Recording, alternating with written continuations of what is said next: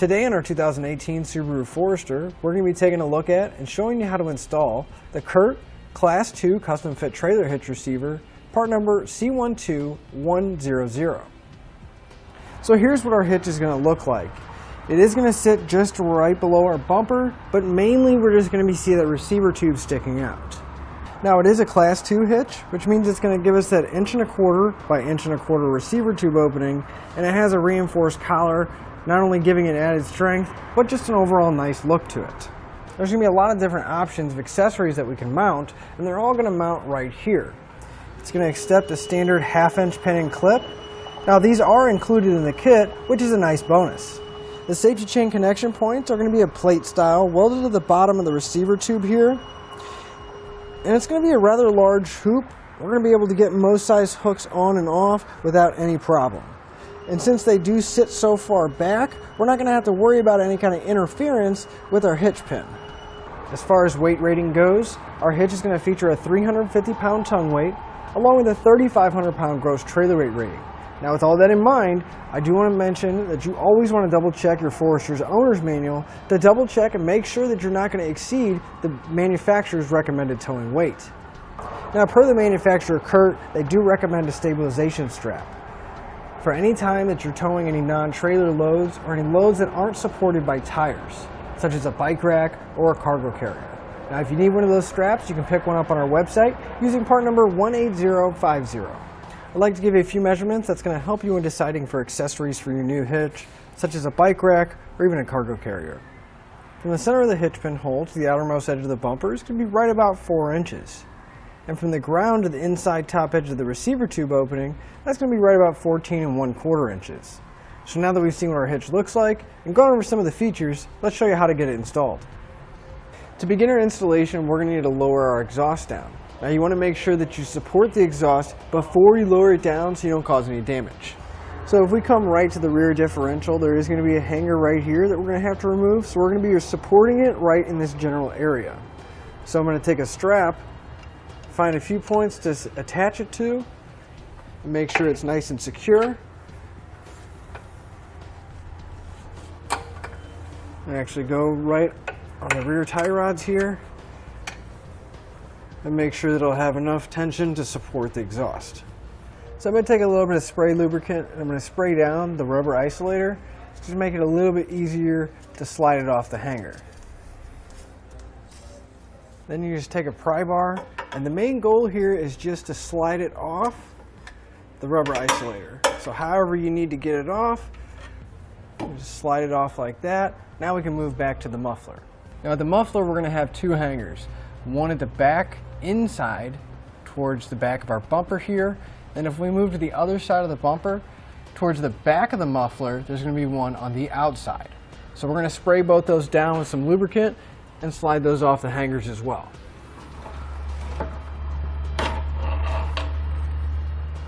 Now this outer one is a little bit hard to get anything to pry in there, but if you got a pair of gloves and you sprayed it down with some lubricant, you should be able to just pull that rubber isolator off. And it is going to take a little bit of force, but it will slide off if you spray enough lubricant on there. So I'm going to loosen my strap up enough to where it'll still support the exhaust, but we have a little bit more working room at the back. That way we got plenty of room to get our hitch in place. Now we're going to need to remove our heat shield. It's going to be held on by 4 bolts, 2 on the inside of our frame rail and 2 on the outside. I'm going to be using a 10mm socket to pull the bolts out.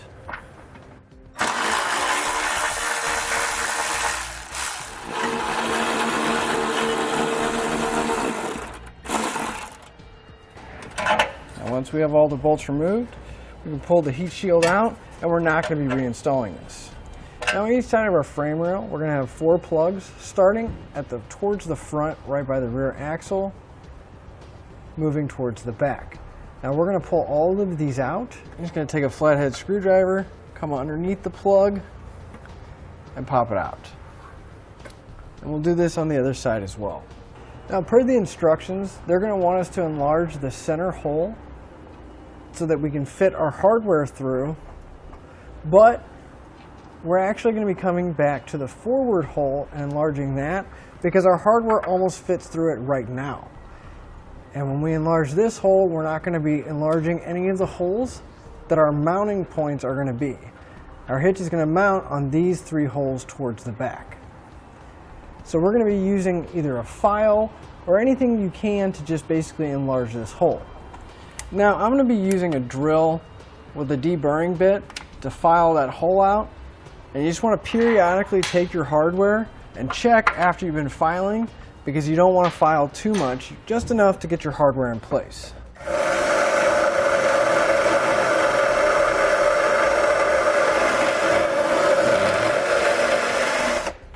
So we'll go ahead and file the other side just like we did over here.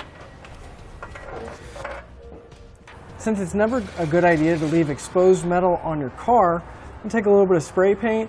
I'm going to spray the inside of where I filed. And this hopefully will prevent any kind of rust or corrosion from building up. Now our kit's going to come with some pull wire with a coiled end on it. We're going to want to feed the coiled end into the furthest rear hole, going towards the back where we filed our access hole. Now it may take a little finesse, but the main goal here is to feed it all the way back and have the coiled end come out this hole. And if you do reach in, just be extremely careful not to cut yourself, since we just got done filing. Once we get our pull wire through, I'm going to put a slight bend in it so I don't have to worry about it falling back in.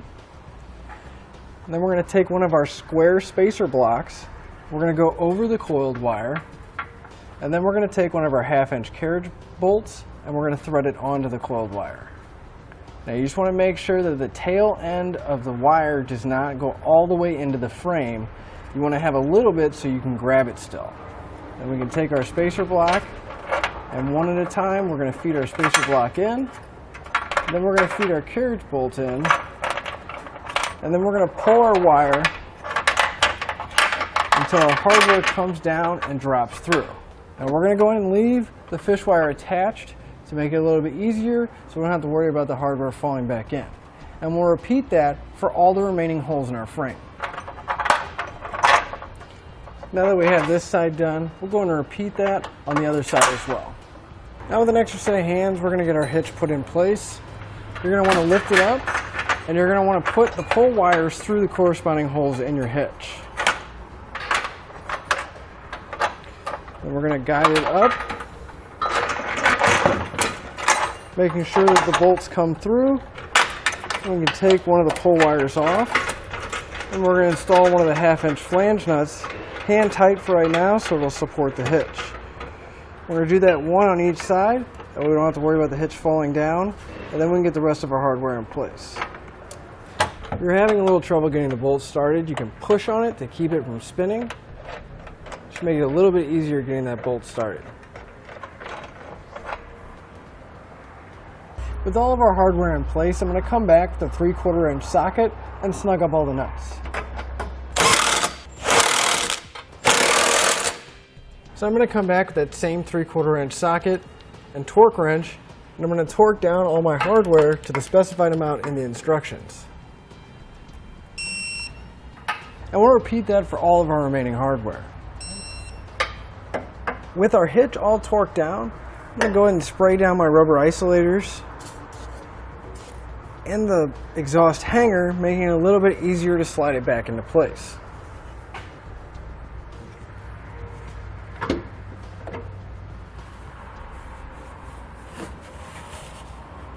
Then we can pull down the strap, and that'll finish up our install.